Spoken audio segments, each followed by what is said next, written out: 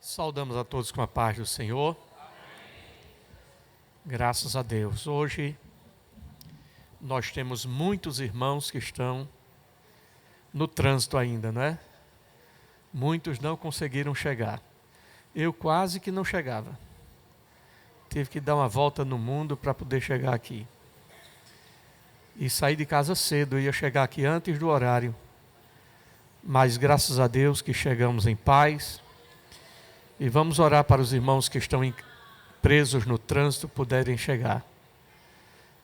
Tivemos aí um pessoal que fechou a BR, não é? Isso causa muitas dificuldades. Mas louvamos a Deus por aqueles que chegaram aqui. Deus abençoe. Nossos irmãos que vieram de Caetés 1, da área da Caxangá, de Cruz Rebouças e da área de Itapissuma. Nem todos chegaram ainda, mas podem chegar até o final. Se der tempo de chegar aqui para a gente fazer uma oração, a gente faz a oração no fim, não é? Mas a intenção de cada um de desejar, de querer estar aqui, será levada em conta diante de Deus. Deus abençoe meus companheiros que se organizaram, se mobilizaram para estar aqui. E, ao final de tudo, o nome de Jesus é glorificado. Eu vinha participando do culto através do YouTube e já cultuando lá dentro do carro mesmo, né? Eu ia chegar aqui bem cedo, mas antes do horário eu liguei para o pastor Ivan. Pastor Ivan, olhe, a previsão é chegar aqui daqui uns 40 minutos mais. E foi pior ainda, porque piorou a situação no caminho. Mas graças a Deus que aqui estamos, pelos que já aqui chegaram, e por aqueles que estão no caminho, talvez vendo pelo YouTube, enviamos também a nossa saudação para os nossos irmãos e todos aqueles que estão em qualquer parte do Brasil ou do mundo, participando conosco através do YouTube. Que Deus abençoe a você, que você compartilhe com alguém e se achar interessante, se inscreva no canal e deixe aí o seu gostei. Deus abençoe. Nós vamos ficar em pé e vamos ler a palavra de Deus.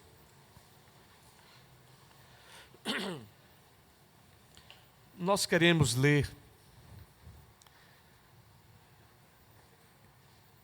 Nós tivemos tantos trabalhos que a gente parou aquilo que a gente estava falando, mas eu vou voltar, não é? Vamos ler Jeremias 29, 11. Vamos voltar, porque ainda há alguma coisa para se falar. Jeremias 29 e 11.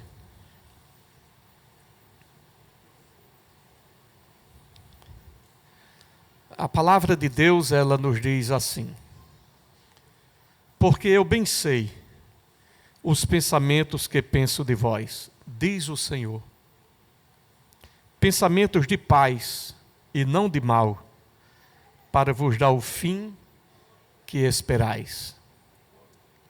Jeremias 29, 11. Então vamos orar ao Senhor, agradecendo a Ele por tudo que Ele tem nos dado, pela bênção que é poder estar aqui, louvando e bendizendo o nome do Senhor, nosso Deus. Orando pelos nossos irmãos que estão no campo missionário, para que Deus permaneça guardando e abençoando a cada família. Durante esses dias eu tenho falado com alguns missionários e sempre recebendo as notícias. E nossa irmã Priscila fez a cirurgia, já está sendo restaurada lá na Itália. Também nosso companheiro João Victor, que teve um problema no tendão, no calcanhar, e está em processo de tratamento. E assim vamos pelejando, cada um com as suas dificuldades, cada um com seus enfrentamentos, mas Jesus tem guardado e livrado a cada um. Orar por aqueles que estão enfermos, aqueles que não podem chegar aqui, mas oremos ao Senhor. Pode sentar aí mesmo, na frente? Pode ficar aí. Pode vir para aqui, irmã. Tem um espaço aqui na frente.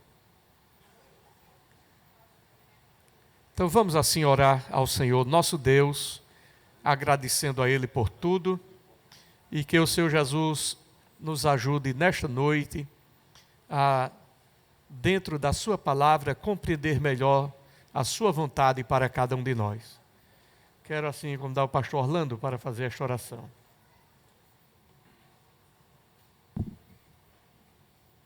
Pai bendito, Deus eterno, nós queremos te louvar e queremos te bendizer, ó Pai, por tudo quanto o Senhor tem feito em nossas vidas.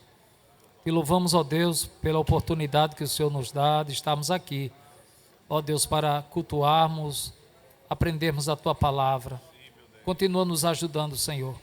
Queremos te agradecer por aqueles que conseguiram chegar a tempo para ouvir a Tua palavra, aqueles que ainda estão a caminho, ajuda-os para a glória do Teu nome.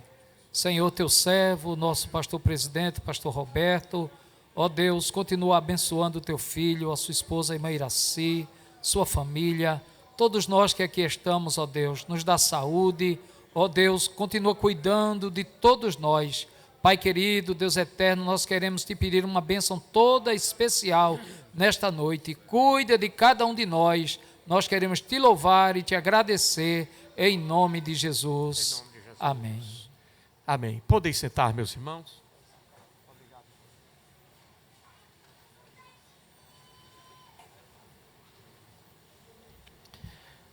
Queremos assim, dando continuidade àquilo que estamos falando. Desde a última vez estávamos aqui comentando sobre o cuidado de Deus sobre a nossa vida, a maneira como Deus tem estado interessado em nós e a forma como Deus tem sempre nos tratado melhor do que nós merecemos. Ele que realiza planos, Ele que faz maravilhas em nossa vida. Durante esta semana eu fiz uma publicação que diz assim, eu acho que alguns talvez tenham visto: não é sobre você fazer planos, é sobre os planos que Deus já fez. Entende isso? Então não é sobre você fazer planos, mas é sobre os planos que Deus já fez. No livro de Jó diz que eu bem sei os planos, ou os pensamentos, ou os propósitos que tenho acerca de vós. Planos de bem e não de mal. Então, nenhum pensamento, nenhum plano, nenhum projeto de Deus pode ser impedido. É o que nós encontramos na palavra de Deus. E esta nossa confiança, ela é baseada, como dissemos, no caráter de Deus. Por que você pode confiar no Senhor? Porque o caráter de Deus, ele se faz conhecido. O que é que leva a cada um de nós confiar no Senhor? A Bíblia diz que Ele não é homem para que minta, nem é filho do homem para que se arrependa. Então, quando você vai tratar com uma pessoa que você conhece essa pessoa, então isso traz para você confiança. Você tratou isso com quem? Com uma fulana. Se foi com ela, pode ficar certo que é prego batido e ponta virada. Embora humanamente nós sejamos limitados. Porque uma pessoa, quando trata com outra pessoa, pode surgir N situações que podem levar a pessoa a não poder cumprir aquilo que fez. A pessoa pode inclusive até morrer e não estar mais presente para tratar daquele assunto. Por quê? Porque há circunstâncias que estão acima da nossa vontade. Os irmãos disseram: pastor, estaremos lá às 19 horas no culto. Mas circunstâncias levaram os irmãos a estarem no trânsito porque alguém fechou a estrada e criou situação. Então, a nossa vontade, o nosso desejo, a nossa intenção pode sofrer um obstáculo, tendo em vista circunstâncias, porque nós somos limitados. Mesmo assim, quando nós tratamos com pessoas entre nós, em que há confiança, em que você conhece o caráter daquela pessoa, você compreende, você entende que há uma grande probabilidade de aquilo acontecer, porque você conhece o caráter daquela pessoa. Então é sobre isso. Ora, se do ponto de vista humano você chega a confiar em alguém por conta do caráter da pessoa, imagine Deus. Que Deus não está debaixo de nenhuma circunstância. Deus não está privado por nenhuma intempérie. Nada pode impedir o seu propósito. A Bíblia diz assim: operando eu, quem impedirá? É um desafio, é ou não é? Quem é que vai impedir? O tempo, ele está fora do tempo. O espaço, ele está fora do espaço. Então, é um Deus que não está dentro do tempo, não está dentro do espaço, não está dentro da matéria, não. Está fora de tudo isso. Enquanto nós estamos limitados ao tempo, ao espaço e à matéria. Porque para estarmos aqui, não podemos estar ali. Jesus, enquanto estava aqui, ele estava limitado quanto à matéria. Porque sofreu aquela pergunta célebre: Senhor, se tu estivesses aqui, o meu irmão não teria morrido, porque ele estava limitado pela matéria. Então, Deus está fora de tudo isso. Está fora do tempo, está fora do espaço e está fora da matéria. Ele está acima disso. E se ele está acima disso, ele age independente disto. Ele conhece o final desde o princípio. Por quê? Porque ele está fora do tempo. Nós podemos crer, confiar e ter a convicção de que neste momento Deus já vê a igreja na eternidade. Ele já vê.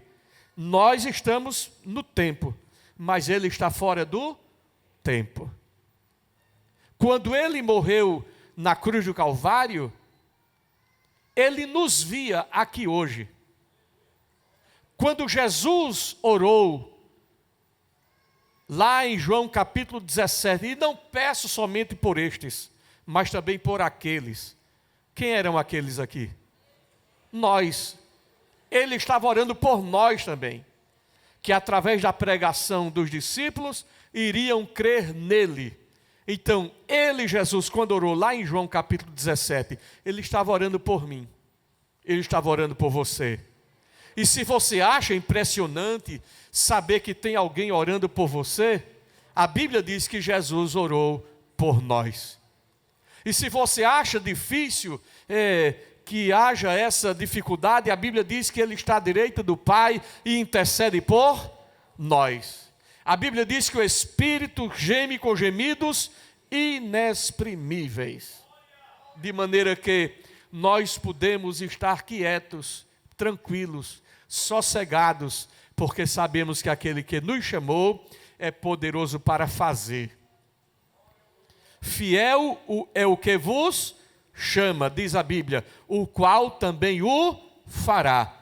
Ele não é que, olha, venha fazer isso aqui e deixa para lá, não. Ele chama, se responsabiliza, capacita e diz assim: agora você vai fazer.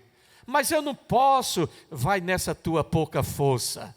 Ah, eu sou uma criança. Olha, não diga que eu sou uma criança, porque antes de tu ser gente, eu já te dei as nações como profeta. Então Deus, ele é assim. Deus, ele é assim. Nós é que ficamos assim, feito Gideão: Senhor, se és tu que a lama amanheça molhada e o chão seco, Senhor, se és tu que o chão amanheça molhado e a lã seca, e Deus, tá bom, fica molhado, fica seco e tal. Tu está com medo? Chama por ar, desce lá no arraial e escuta o inimigo lá dizendo: olha, eu vi um caindo por cima da gente. Isso é Gideão com o povo dele que vem aí. Está vendo? E Gideão se tremendo e por ar dizendo: olha aí, Gideão, Deus está com a gente. E Gideão se tremendo. Era para derrubar o poste de dia, ele foi lá de madrugada, porque não teve coragem de ir de dia. Isso faz parte da nossa humanidade. Isso faz parte da nossa limitação. Isso faz parte da nossa fraqueza.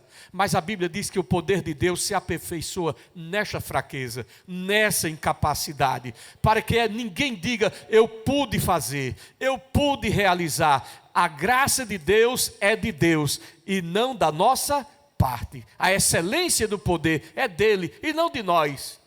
Mas ele vai nos capacitando e vai nos habilitando e nos vai fazendo chegar de fé em fé, de força em força, de glória em glória, até aquilo que Deus quer para cada um de nós. Então, é sobre isto que a palavra de Deus nos fala. Então, essa confiança que a gente tem em Deus se baseia neste caráter de Deus. Por que é que você, irmã, vai para a comissão? A senhora estou enfermo. E por que a senhora vai? Eu vou porque Jesus pode até me curar no caminho.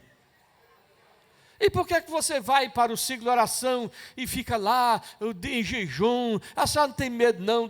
Não, tenho não, irmã, tenho não. Porque eu estou no melhor lugar. Eu estou na melhor presença. Eu estou no melhor ambiente. Eu estou nos braços daquele que nos chamou das trevas para a sua maravilhosa luz. E por que a senhora diz isso? Porque eu posso confiar. Nele eu posso confiar. Nele eu posso confiar. Porque nele não há sombra nem mudança de variação. Ele é Deus. Glória a Jesus. Então eu posso confiar. Então essa garantia é nos dada através de Cristo. Jesus é quem abre esta porta para nós. Jesus é quem se coloca como a pedra, onde a gente pode se esconder. É a fenda da rocha. E todos comeram do pão espiritual, e todos beberam da água espiritual, da pedra que os acompanhava. E a pedra era Cristo. Está lá na carta aos Coríntios. A pedra era Cristo. Então, se nós estamos caminhando, comendo e bebendo dessa pedra que nos acompanha, sabemos que escudados nele, protegidos por ele, amparados por ele, abrigados nele. Porque Deus, quando olha para mim, ele não apenas me vê, ele me vê através da lente de Jesus. Olhando para mim mesmo, não há nada que se aproveite. A minha justiça é como trapo de imundícia. Mas, quando Jesus entra na nossa vida, vem a graça que vem sobre nós. E a graça é uma lente que não faz ver mais quem a gente é, mas faz ver Jesus na nossa vida.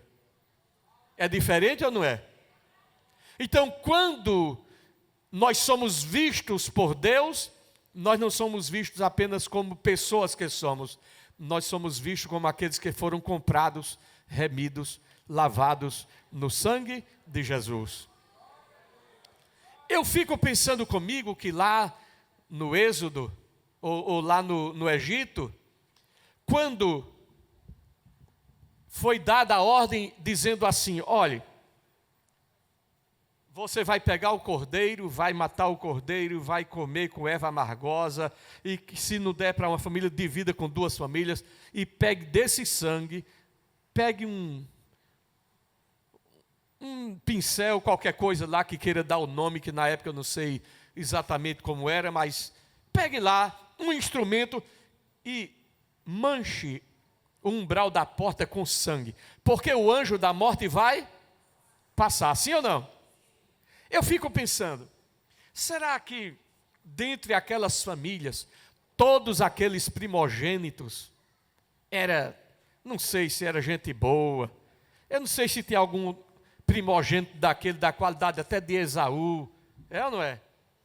Eu não sei se tinha algum primogênito ali, meio carrancudo, que não honrava talvez o pai direito, ou não honrava a família direito, mas ele era primogênito. Mas a lei, ou da determinação, o mando e o comando, era que lá na terra de Gósen, onde tivesse a mancha do sangue na porta, em outras palavras, não ia importar quem era que estava lá dentro. O que importava é se tinha sangue na porta. Se tiver sangue na porta, o anjo vai olhar, não quero nem saber quem está aí, tem sangue, vou passar por cima. Ou seja, a qualidade da pessoa poderia até não ser boa, mas tinha sangue lá na porta. Isso trazia a ideia de que o sangue iria livrar até aquele que não era inocente. Mas pelo fato de ter uma determinação de Deus, de dizer, olha, na casa que tiver sangue, o anjo vai passar. E não vai entrar. Não vai entrar. E aqueles que estavam ali não tiveram nenhum dos seus filhos primogênitos mortos.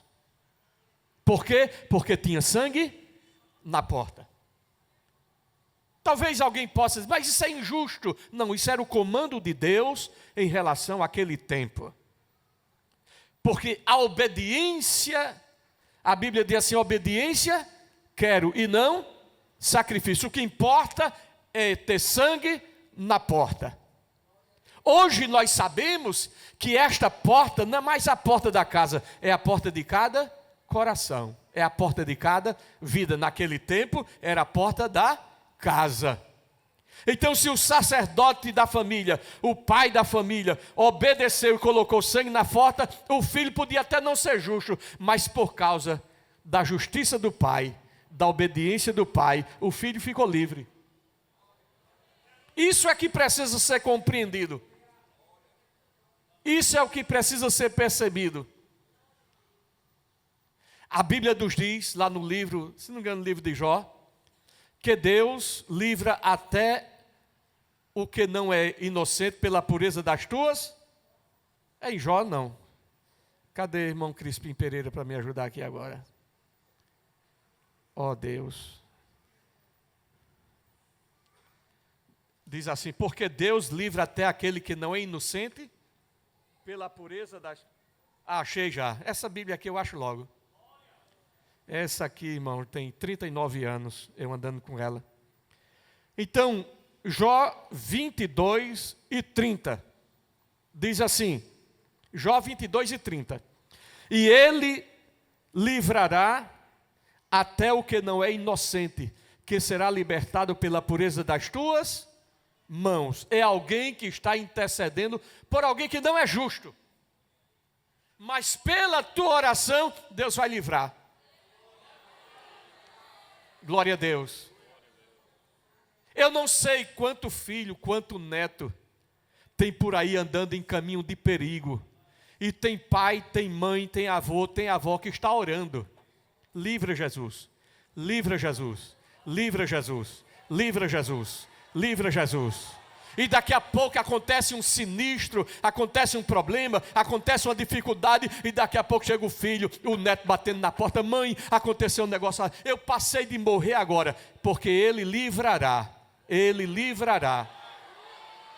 até aquele que não é inocente, que será libertado pela pureza das tuas mãos.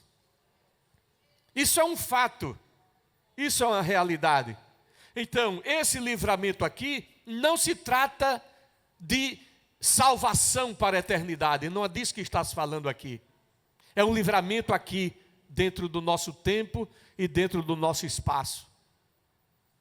Agora, naquele dia onde o sangue passou ali, era um livramento dentro do tempo e dentro do espaço. Embora fizesse uma figura para o sangue de Jesus. E hoje, todos nós que temos sido alcançados pelo Evangelho, o sangue de Jesus veio sobre nós, e agora o inimigo anda para lá, anda para cá, vai para um lado, vem para o outro. A Bíblia diz que ele anda em derredor como leão, buscando a quem possa tragar, mas ele não tem como tocar você, a não ser que ele diga como disse para Satanás em relação a Jó: toca nos seus bens, por fim, toca na sua saúde, mas a vida está na minha mão, a vida tua está nas mãos de Deus. Se ele permitir ser tocado em alguma coisa, não é para brincar com você, não é para fazer você de qualquer coisa, é para você saber que há um Deus que permite, mas é um Deus que livra, um Deus que cuida, um Deus que preserva, um Deus que traz você a um ponto de compreensão, como trouxe Jó, dizendo assim: antes eu ouvia falar, mas a experiência que eu tive me fez te ver com os meus olhos, agora os meus olhos te veem. Então essa é a diferença. Então, com base nisso, não é? Nós começamos aqui a perceber que é preciso que nós andemos também em equilíbrio, porque o que vai caracterizar a minha vida de confiança em Deus é que eu procure viver minha vida de acordo com esse Deus.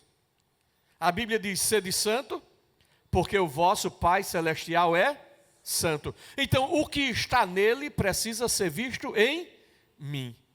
Esta é a realidade.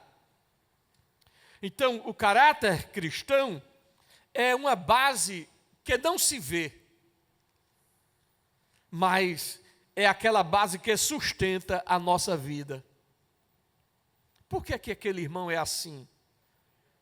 A gente chega lá, ela é contente, é alegre, aquele irmão, aquela irmã, alegre, feliz. A gente vai conversar com ela, pensa que ela vai estar desanimada, ela está com aquele sorriso nos lábios, está com um semblante alegre. O que é que faz ela ser assim? É aquilo que a caracteriza, a confiança. É a vida dela, é o alicerce dela, é a substância onde ela está posta. Então, é como um alicerce na construção. Então, nenhum prédio, nada resiste, nenhuma edificação resiste se não tiver uma base. E esta base, na vida espiritual, é o nosso caráter cristão. Por isso que o salmista diz na sua expressão: sonda-me, ó Deus. Ele tinha a preocupação de que o seu caráter fosse analisado. Sonda-me, ó Deus, e vê se há em mim algum caminho mau, e guia-me pelo caminho eterno. Então, esse pedido de ser sondado é o pedido de alguém que está querendo ser analisado por Deus. Eu não posso apenas ser analisado pelas pessoas, pelo que as pessoas me veem em mim.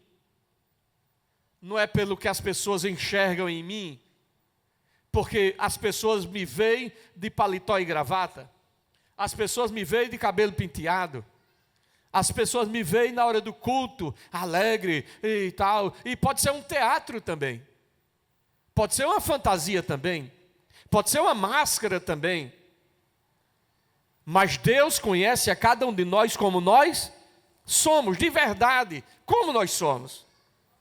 Então, isso significa andar em integridade, andar em valor, andar em segurança. Então, essa realidade de andar em segurança, essa demonstração se dá a partir do momento em que acontecem os episódios, os fatos, as circunstâncias. Daniel estava na Babilônia e alguém chegou para ele e ofereceu as iguarias do rei, ofereceu as festas do rei, e ele disse: não. Tinha pastor olhando? Não. Tinha sacerdote olhando? Não. Tinha família olhando? Não. Tinha os irmãos? Não tinha ninguém olhando. E eles poderiam entre si, eram 4 moços somente, e poderiam entre si e dizer assim, sabe uma coisa, a gente está aqui, vamos aproveitar, rapaz. Vamos aproveitar. Quem mandou Deus deixar a gente ficar aqui?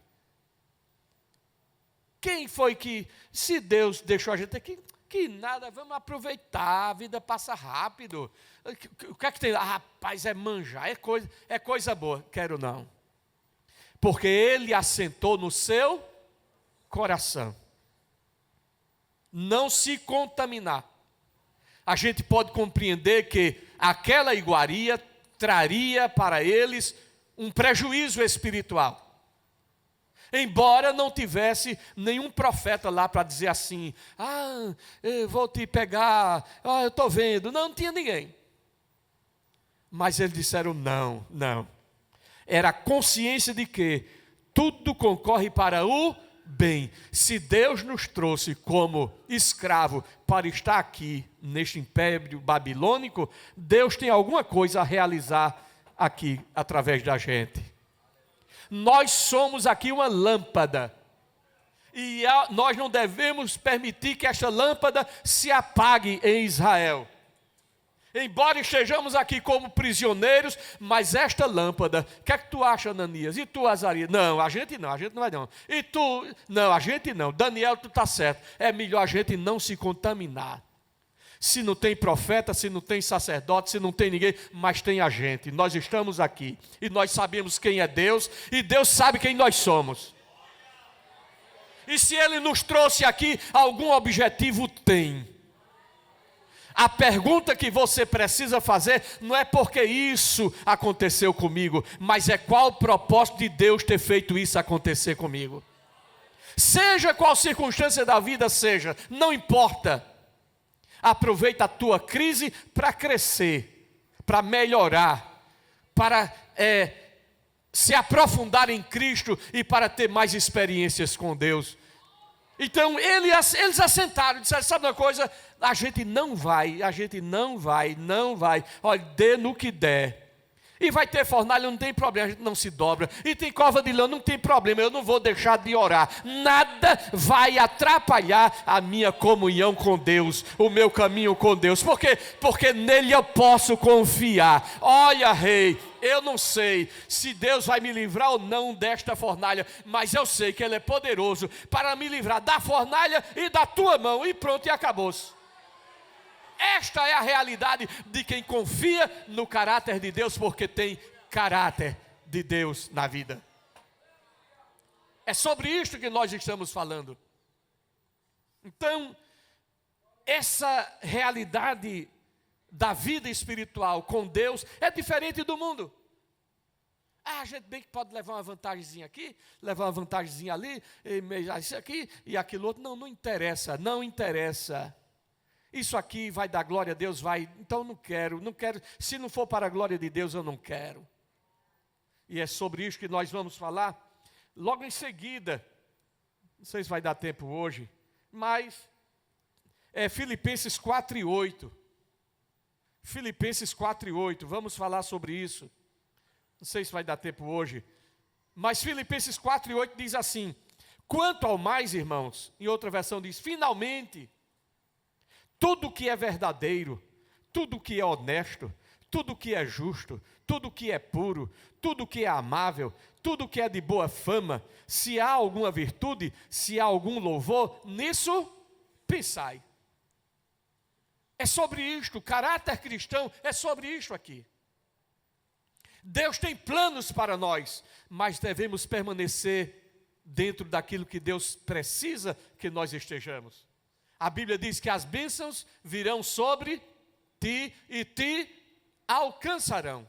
É sobre esta realidade.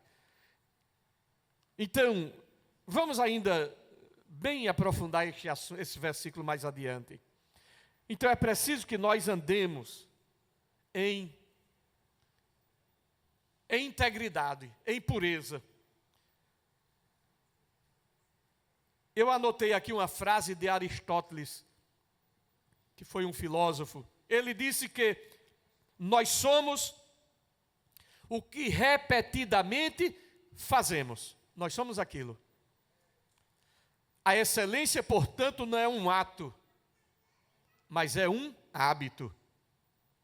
Os nossos hábitos determinam quem nós somos. Não é um ato isolado, mas é o nosso hábito. É aquilo que a gente faz sempre, aquilo que é aquela vida constante que nós temos, seja para o bem, seja para o mal. Tem gente que não pode ver ninguém. Aquele irmãozinho ali, alguma coisa errada tem. Tem gente que é problema, não é não? Meu Deus, quando morrer, o corpo vai numa caixa de fósforo, e a língua vai numa carreta, trucada. Tem gente que tem uma mente fértil, para pensar o mal das outras pessoas, tem ou não tem? Tem gente assim. Eu uma vez numa palestra para casais, eu falei aqui, de uma senhora que nada que o marido fazia prestava, nada prestava. Tudo que era bom era os outros que faziam, o marido não valia nada. Aí chegou e disse assim, ele disse assim, sabe uma coisa, eu vou comprar esse pano bem bonito. No tempo que o povo comprava pano, né? Hoje em dia é tudo roupa feita, mas no tempo que fazia pano. Aí comprou um tecido bem bonito, uma seda, sei lá. Aí botou num pacote bem bonito, botou no carro assim. Aí quando foi de manhã que foram sair de casa, aí ele entrou no carro, quando viu aquele negócio, de que é isso aqui? Já falou, bem educada, não é não? O que é isso aqui? Não, isso aí foi o vizinho, que eu acho que eu trouxe ele, e acho que ele comprou, dizendo que era para a esposa dele. Eu vou dar uma olhadinha, ó, já foi errado, porque já foi olhar o que não era dela. Aí quando abriu assim, aí, isso aqui é pano para comprar para a mulher, tu não compra um desse. Tu não compra um desse para mim. Aí depois dela falar um bocado, ele disse, não, meu filho, eu estou brincando, isso aí eu comprei para você mesmo, é um presente para você. Aí ela abriu o presente assim, aí disse, deixa eu olhar de novo, aí olhou assim e disse, não vai encurtar, engiar quando eu lavar. Olha, irmão, tem gente assim ou não tem? Tem gente assim. Tem gente que parece que não tem como agradar em nada. Não agrada em nada. Então esta é uma realidade que a gente precisa compreender. Que a maneira como nós agimos diuturnamente vai determinar aquilo que eu sou. Se eu sou sempre uma pessoa rancorosa, sempre uma pessoa assim, e pronto, eu sou isso aí. E tem gente que faz questão de ser assim. Gente dura, gente grossa, gente má, gente cheia de nó pelas costas, né? Os internautas estão aí, meu Deus, o que é nó pelas costas, né? Linguagem de nordestino, não é? Então são coisas assim. Então, nós somos aquilo que, na realidade, temos como hábito na nossa vida. Então, cada decisão que a gente toma de honrar a Deus, cada decisão que a gente toma de honrar a Deus, nas pequenas coisas, vai determinar, vai fortalecer o alicerce que sustenta a minha fé. É aquilo que o homem disse, Senhor, quando chegou a sentença de morte, ajeita a tua casa, porque certamente morrerás e não. Pronto, ele disse, pronto, não tem o que fazer. Mas ainda tem uma parede aqui. E ele, baseado no dia a dia dele, mesmo como limitado e imperfeito, mesmo como humanamente falando nas suas limitações, mas era como dissesse assim, Deus, olhe, eu sei que eu não tenho qualidade nenhuma, mas eu sempre procurei te honrar. Mesmo na minha limitação, na minha fraqueza, mas sempre procurei fazer a tua vontade. Sempre procurei andar na tua direção. Diferente daquela pessoa que deliberadamente está fora da presença de Deus, mas tem aqueles que estão diuturnamente: Jesus, eu queria melhorar nisso, Jesus, eu queria melhorar naquilo, Jesus me ajude, Jesus me ajude, Jesus me ajude. Não é que esteja perfeito, não, porque não tem santidade perfeita. A gente vai falar disso lá na frente ainda. Hoje não vai dar tempo não, mas a gente vai falar sobre isso. Não existe santidade perfeita, mas existe a busca, existe o desejo, existe a vontade, e Deus leva em consideração isso. Quando o salmista diz: como um servo que brama pela corrente das águas, a minha alma tem sede de ti.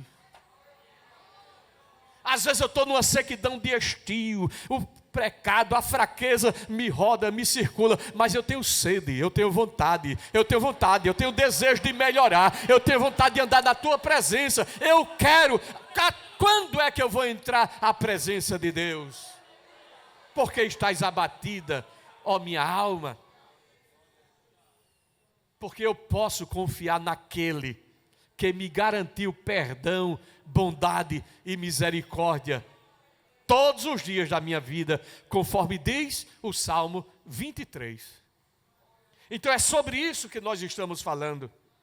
Então essa integridade, ou desejo de ser melhor, e as atitudes diárias que a gente toma, evitando o que a gente conscientemente pode evitar.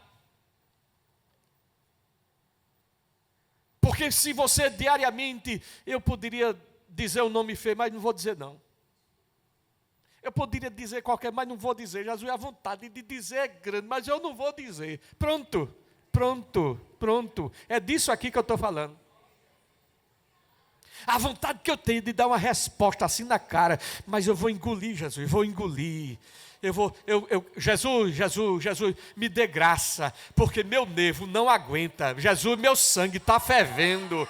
A vontade é dizer, mas Jesus, me guarde, me segure aqui, Jesus. E você vence. Vence ou não vence? Vence. E ali chora, dá uma pancada assim, parecia que queria dar uma tapa na cara do outro, mas dá na mesa assim, e tal, como para aliviar a pressão, e tal, mas está nos pés de Jesus pedindo misericórdia, e aquilo ali vai lhe fortalecendo na sua fé. Isso é a demonstração diária, nas pequenas coisas, de que você pode ser maior, você pode ser melhor do que você é. Embora venham coisas miudinhas para atrapalhar a tua vida, a tua caminhada e a tua jornada. Mas esse desejo constante de querer não fazer isso, porque sabe que isso aqui não vai dar certo, aqui não vai dar certo, isso aí não vai dar certo, isso aí não vai dar certo, mas eu vou caminhando e vou vencendo cada dia. Isso vai gerando confiança. E você lá na frente vai olhar e vai dizer assim: Deus, eu sei que eu falhei em muita coisa, porque não tenho como ser em tudo não, Jesus, mas eu lutei muito, eu lutei querendo fazer o melhor, eu lutei no que dependeu de mim, eu lutei, teve hora que eu não consegui, teve hora que eu não venci, mas tu viste, eu caminhei mais um dia, deixando as coisas que para trás ficam e caminhando para aquelas que estão adiante de mim. Eu fui na tua direção, aleluia.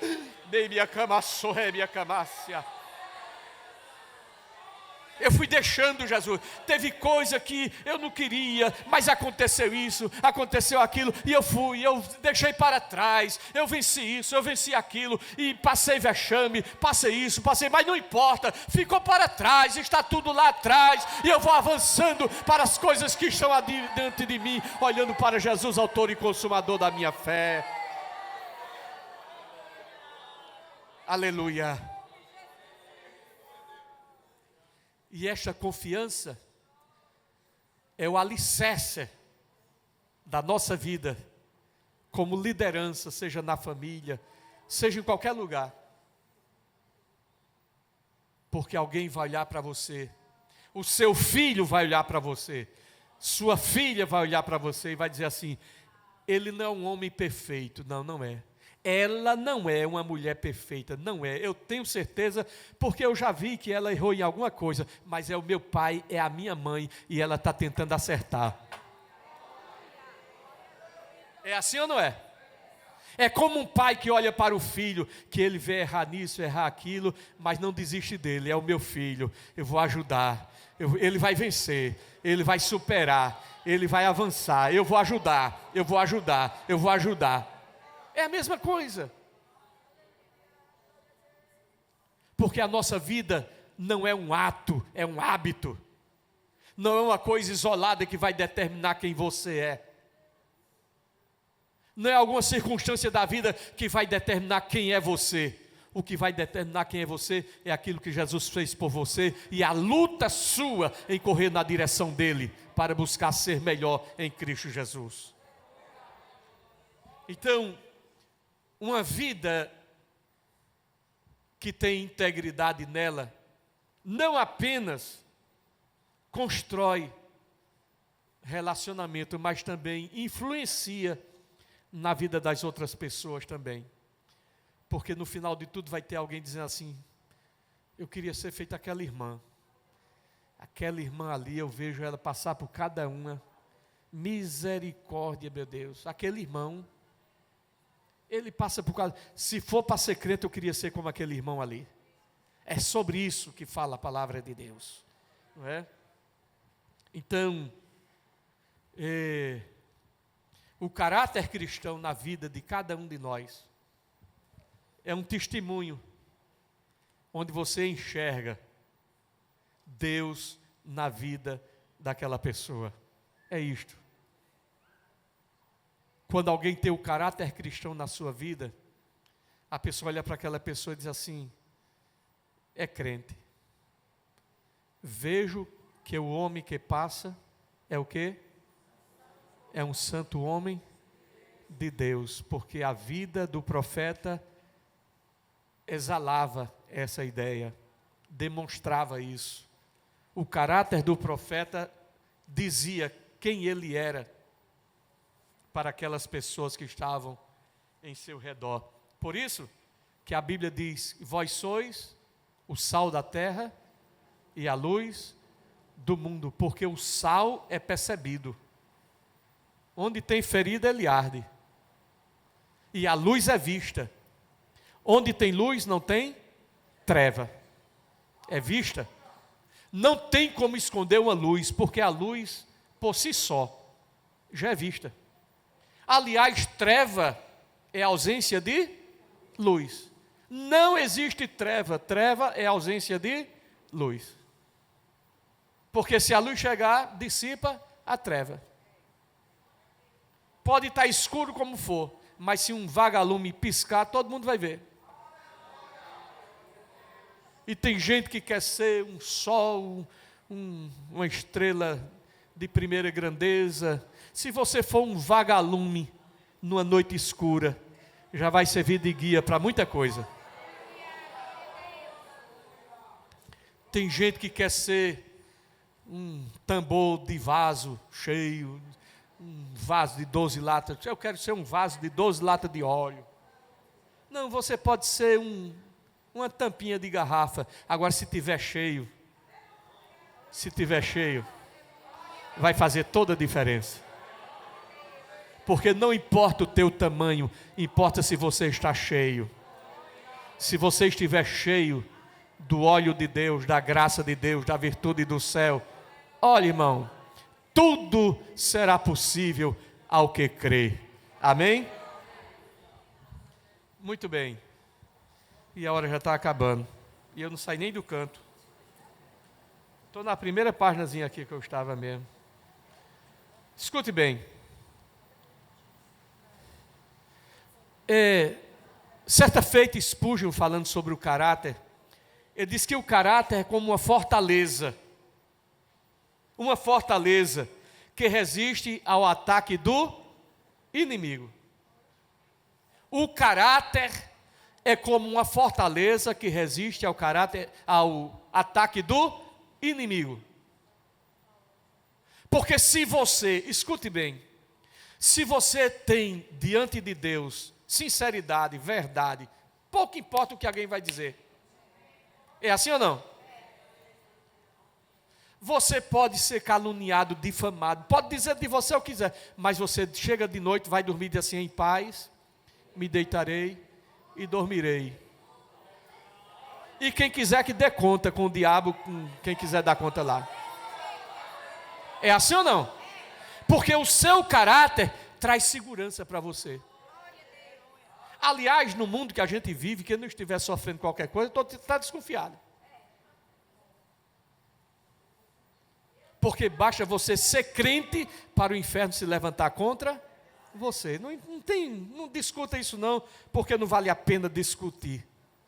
Seja crente, ande na presença de Deus e pronto, não tem o que fazer.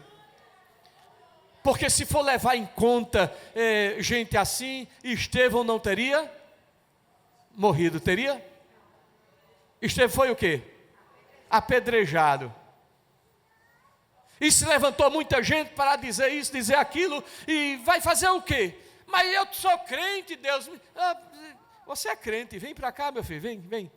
E quando ele estava ali sendo apedrejado, ele viu o céu aberto. Irmão, você não é crente para ficar aqui, você é crente para morar no céu.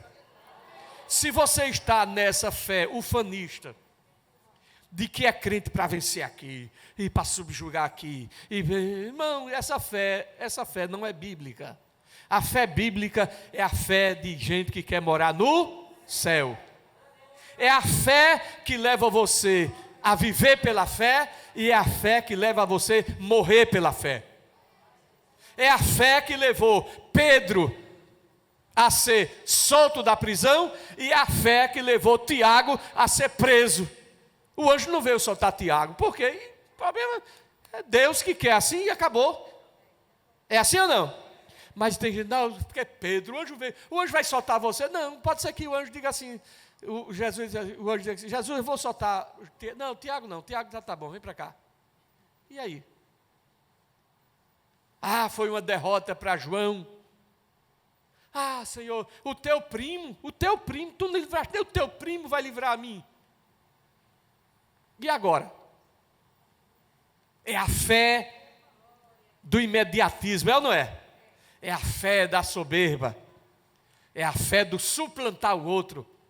É a fé de subjugar o outro. Não, essa fé não é bíblica. A fé bíblica nos aponta o céu. E o céu diz que é caminho estreito e porta estreita. Se você está naquela ilusão, eu sou crente e eu vou prevalecer. Não, aqui não tem super-homem, não tem Mulher Maravilha, não tem o Hulk verde que vem aqui, feito todo verde assim para salvar. Não. Seja pela vida, seja pela morte, tudo é para a glória de Deus. Eu me gloriarei em tudo, mas também me gloriarei nas minhas fraquezas, me gloriarei nas provas, nas lutas, em tudo que eu tiver que passar, eu vou me gloriar. Por quê? Porque são essas coisas que nos constroem. Nós estamos muitas vezes criando uma geração que a gente fica como que protegendo demais. Deixa teu filho passar prova, rapaz. Deixa tua menina passar dificuldade. Não dê tudo para ele e para ela não. Você só é o que é por causa das provas que você passou. Se você proteger demais, aí vem uma pessoa, fulano disse isso de mim na escola, suporte minha filha, a vida é assim, vai ter coisa pior. Mas se você tudo for atrás, é o meu filho, viu? Na igreja, a dirigente, a professora das crianças falou com meu filho assim, eu vou lá falar com, vem minha filha lá falar com ela. Você está jogando a sua filha no inferno.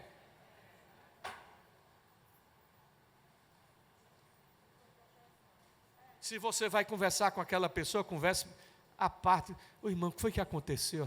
Ah, tá bem, irmã, tá bem, tá certo, é assim mesmo. Mas a ela não diga não. Minha filha, a vida é assim, viu?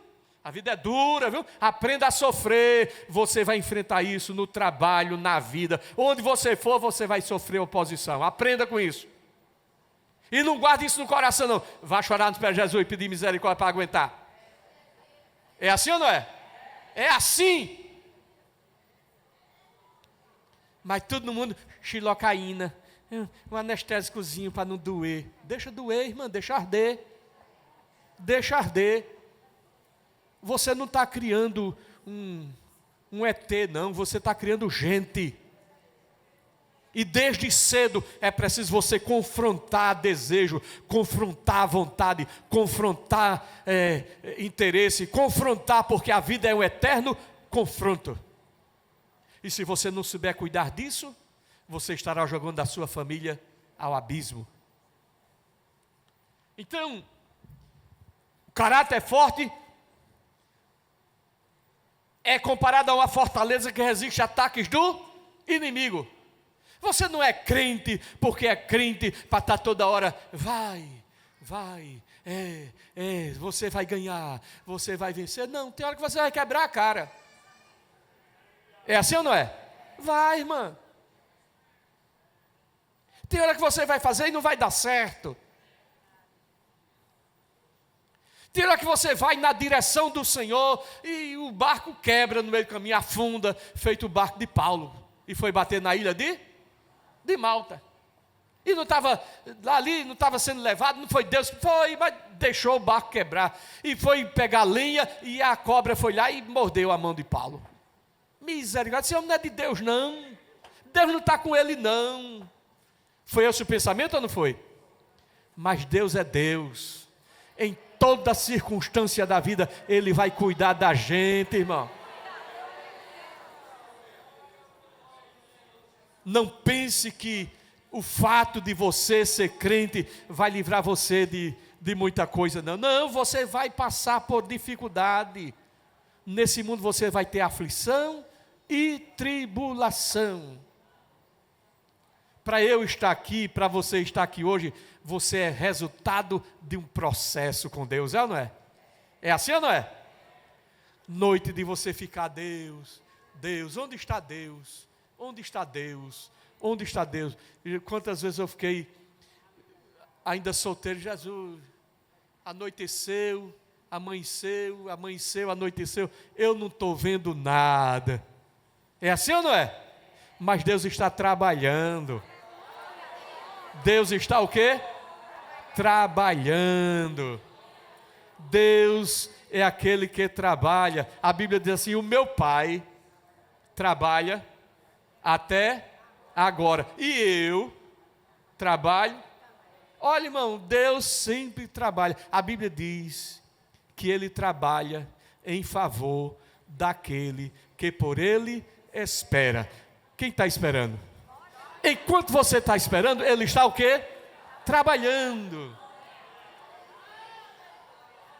Agora, o trabalhar de Deus, não é assim, eu vou ver se vai dar certo. Será que vai dar, meu Deus? Ô Miguel, ô Gabriel, eu estou pensando em fazer isso, será que vai dar certo? Você acha que Deus é assim? A quem Deus vai pedir conselho, irmão? A quem vai ensinar a Deus trabalhar, irmão?